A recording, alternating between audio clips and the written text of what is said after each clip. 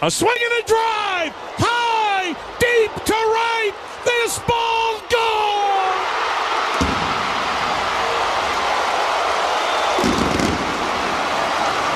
What the Cleveland Guardians are doing should literally be impossible. Last season, they struggled so much to hit the ball consistently in big moments. This year, they've already lost their ace Shane Bieber, and Steven Kwan has been out for almost 2 weeks. And with barely any expectations, this team just wins and keeps winning. People have called their win streaks flukes, they've said this isn't gonna last, and so many things, but time after time, the Guards have been relentless, and they've shown so many different ways to win. Whether it's been dominant pitching, scoring double-digit runs, or playing scrappy and grinding out those kind of games, in this video, I'm gonna be breaking down everything the Guards have done to become one of the first teams in the league to reach 30 wins, and what they need to do to sustain that success. But before I begin, I would really appreciate it if you would drop a like and subscribe. It only takes 5 seconds, plus you can always change your mind. We are now on the road to 30k subscribers, and with your support, I believe we can get there super fast. Alright, so where do we even start?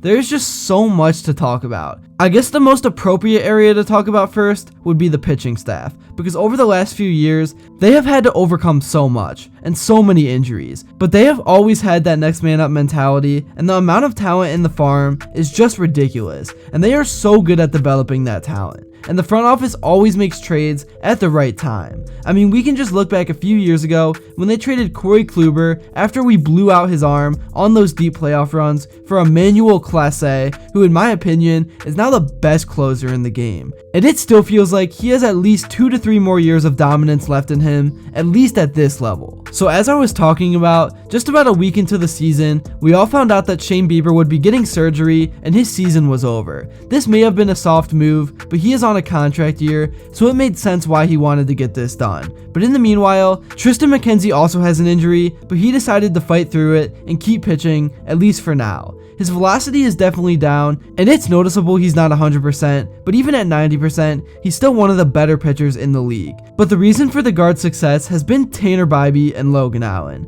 Bibee has stepped into that ace role, and Allen can give you a lot of good games throughout the season, even though every now and then he will have a stinker. But he's young, does not throw fast, and sometimes I think people have way too high of expectations for him.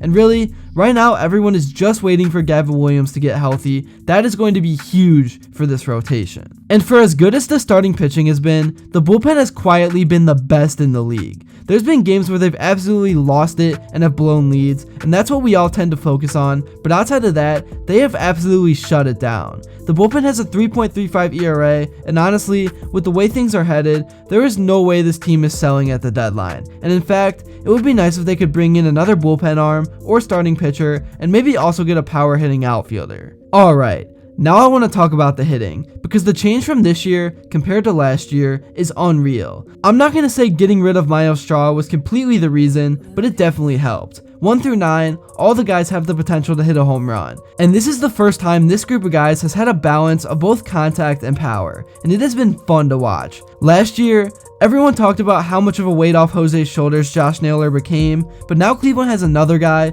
by the name of David Fry that literally nobody talks about. He's putting up all-star numbers, and on top of that, has countless clutch hits to keep games alive or win them. Jose sorta started out this season cold, but Naylor and Fry were both red hot. And now while Josh is starting to cool down, Jose has been on an absolute tear. And once Steven Kwan comes back, the Guards' 1 through 5 punch will be nothing to mess with. In my opinion, Kwan is the clear best leadoff hitter in the game. And on top of that, he is a gold glover in left field. And his absence is so noticeable. Even today, in the wild game that just happened against the Twins, there was a fly ball hit to Florial, and he literally dropped it. It was pretty embarrassing, and honestly, when I really think about it, I can't really tell you one good thing this guy does well, outside of an occasional home run. Anyways, moving on, now I want to talk about some of the guys down the roster, starting with Chill Will, who just hit a walk-off home run to save what could have been a travesty of a blown game.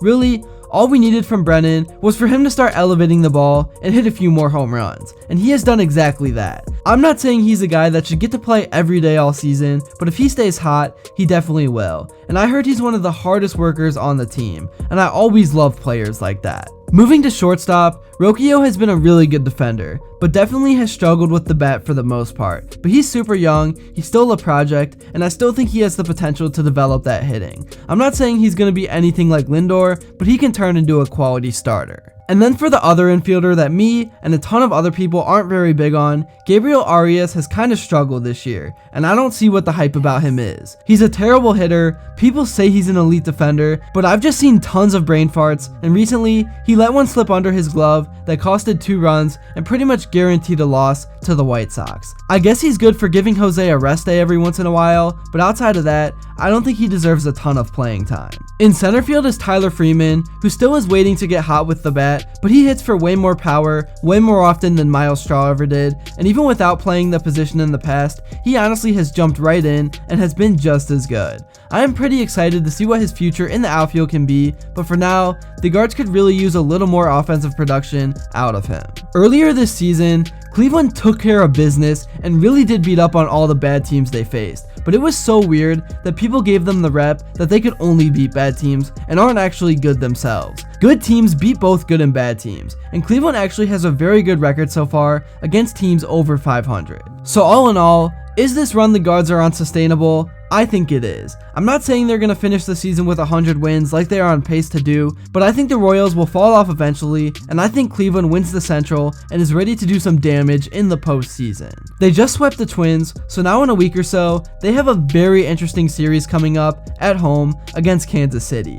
I'm not saying the Royals are bad at all, their pitching and hitting is both much improved, but I still think the Guards will own them head to head. Whether you want to actually pay attention to what this team is doing is up to you, but they're relevant right now, and they're going to be relevant come October, as long as the pitching staff does not completely fall apart with injuries, which very well could happen. The correlation between injuries and the new pitch clock is definitely something to pay attention to, and it just seems like more guys are having to get surgery more frequently from the small sample size we have. Let me know in the comments below what you think about the Guards this season, if you think this run is legit, and also if you think they can somehow stay healthy.